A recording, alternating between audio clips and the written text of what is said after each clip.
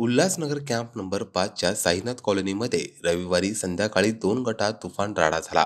या घटनेत तलवारी आणि चाकूने एकमेकांवर जीवघेणा हल्ला करत अनेकांना गंभीर जखमी करण्यात आले. मिळालेल्या माहितीनुसार आफताब वकील अहमद शेख आणि योगेश उर्फ बबड्या मिश्रा यांच्यात यापूर्वीही जुन्या वादावरून भांडण झाले होते. रविवारी दुपारी साईनाथ कॉलनीत दोघे समोरासमोर आले आणि वाद विकोपाला गेल्याने तलवार आणि चाकूने हल्ला करण्यात आला.